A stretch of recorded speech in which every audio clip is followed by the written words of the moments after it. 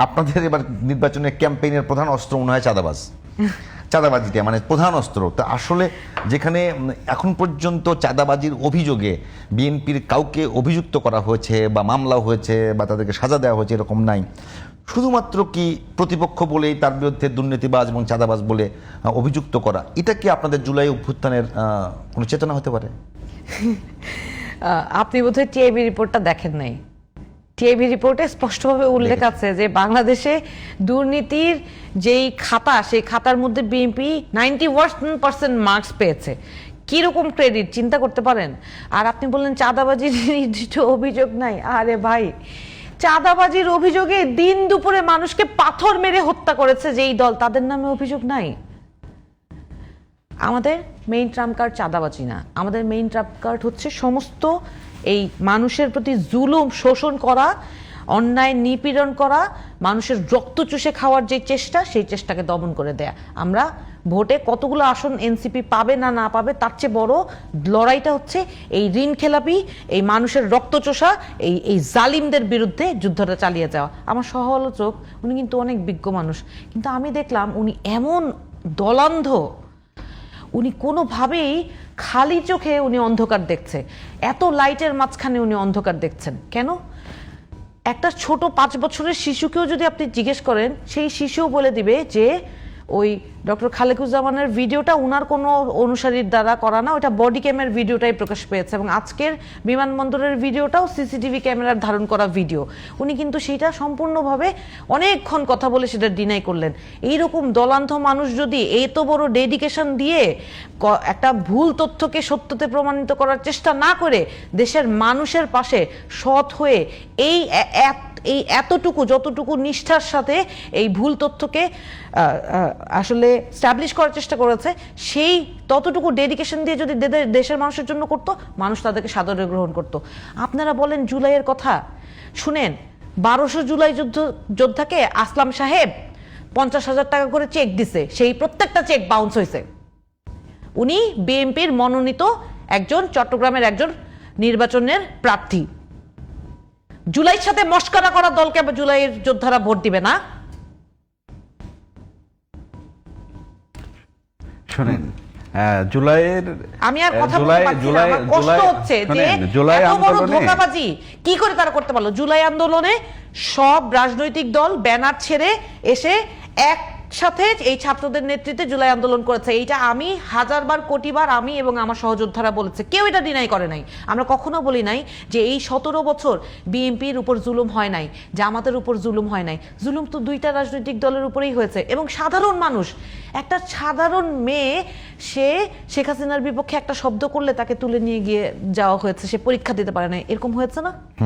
তো এইটা তো আমরা অস্বীকার করি না, কোনোদিন অস্বীকার করেছি। কিন্তু আপনারা এখন যেই চেহারা দেখাচ্ছেন, উনি খুব সুন্দর করে শহীদ রাষ্ট্রপতি জিয়াউর রহমান এবং বেগম খালেদা জিয়ার কথা বললেন। বেগম খালেদা জিয়া একজন আপসহীন নেত্রী ছিলেন।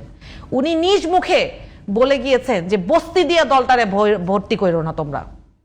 না, এটা তোমাদের এইসব কথা আমি বিশ্বাস করি না, তোমরা কাজে প্রমাণ করো। এই আপসহীন নেত্রীর আদর্শ প্রেক্ষাপটে বলেছে, সেটা তো আপনি 1% ধারণ করে না। যদি ধারণ করত তাইলে বিএনপির আজকে এই শঙ্কার মধ্যে থাকতে হইতো না, এই পার্সেন্টেজ লাগতো না, বিএনপি ল্যান্ডস্লাইড উইন হইতো যদি সত্যিকার ভাবে বিএনপি শহীদ রাষ্ট্রপতি জিয়াউর রহমান এবং আপসহীন নেত্রী বেগম খালেদা জিয়ার আদর্শটা ধারণ করতেন। তারা তো সেটা করতে পারে নাই। তারা, তাদের নেতাকর্মীরা 1.5 বছর, একটা ধরেন অভ্যুত্থানের পরে যে কোনো সময় তো নির্বাচন হবে, এটা তো বারবার করে সবাই বলছিল, তাই না? তারা অল্প কয়টা সময় তাদের এই লোভ সংবরণ করতে পারলো না। এই যে দখলদারিত্ব, চাঁদাবাজি, লুটেরা, মানুষকে নিষ্পেষণ, নিপীড়ন করা, মানুষ কি দেখে নাই এগুলা কারা করেছে? মানুষকে অন্ধ? কয়টা জায়গায় আপনি মিথ্যা কথা বলে প্রপাগান্ডা ছড়ায় মানুষকে চোখে ধুলা দিবেন? মানুষ তো অন্ধ না।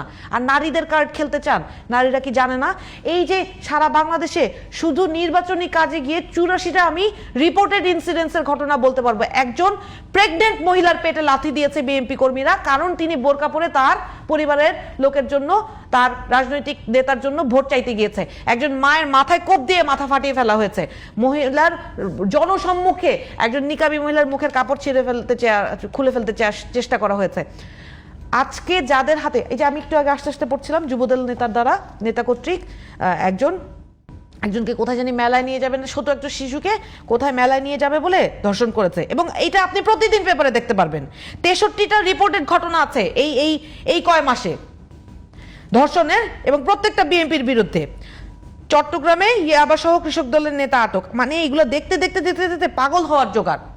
অথচ যারা নারীকে এতটুকু সম্মান দিতে চান না, যে ধরেন এরা তো সেঞ্চুরি করছিল না, রেপে সেঞ্চুরি করছিল না, সেই জাহিলিয়াতে আইয়ামে জাহিলিয়াতের যুগ তারা ফেরত নিয়ে আসবে, নারীরা তাদেরকে পোশাক করবে।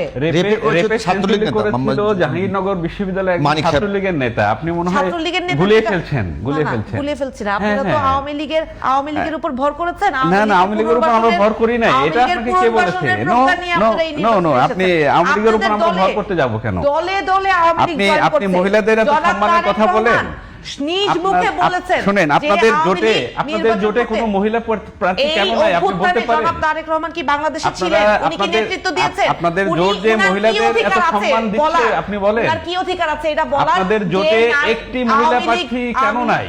আমাদের জোটে কে নাই? এই যে জামাতে ইসলাম কেন মহিলাদের শুধুমাত্র এনসিপি এবং গণসংহতি আন্দোলন, এই দুইটা মাত্র দল জুলাই সনদে 5%-এর যেই রিকোয়ারমেন্ট ছিল সেটা ফুলফিল করেছে।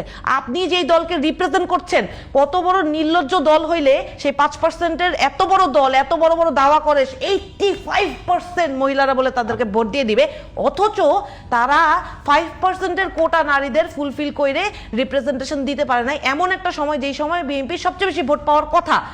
আপনি দেখেন উনাদের নিজের নেত্রীরা বলছে যে যারা নমিনেশন 300 জনে যে 10 জন নমিনেশন পেয়েছে, আপনারা যার জোটে গেলেন, বাবা ভাইয়ের কোটায় নমিনেশন পেয়েছে, আপনাদের লজ্জা হওয়া উচিত। কথা বললেন না, লজ্জা তো আপনাদের হওয়া উচিত যে আপনাদের পার্টি থেকে ডাক্তার তাসনুবা এরা বের হয়ে গেছে, আপনাদের লজ্জা লাগে না? এটা তাদের ব্যক্তিগত সিদ্ধান্ত, লজ্জা লাগে না? তারা আমাদের একটা লজ্জা লাগা উচিত। আপনাদের জোট থেকে এরকম ভালো ভালো মেয়ে কেন বের হয়ে গেল?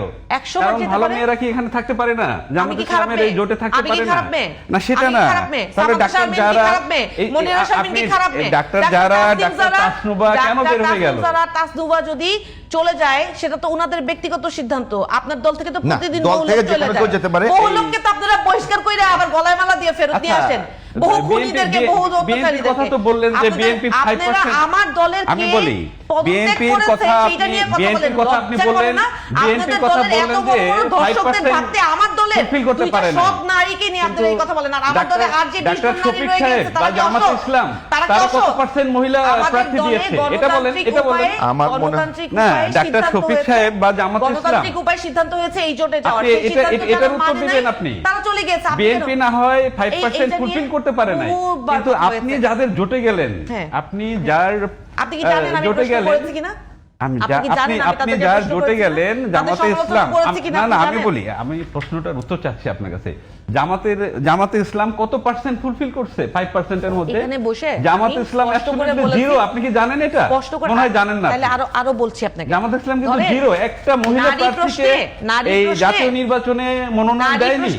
আমি তারা তো মহিলাদেরকে মানুষই মনে করে না, কারণ সারা বাংলাদেশ জানে তারা নারীদেরকে কতটা সম্মান করে, বাংলাদেশের নারীরা জানে। শুনেন, জামাতে ইসলাম যদি মহিলাদেরকে মানুষ মনে করতো তাহলে তারা 2-3 জন মহিলাকে অন্তত প্রার্থী মনোনয়ন দিত। এই কথা বললে মানুষ হাসবে। আপনারা জামাতের এত সংখ্যক নারী নেত্রী, দলের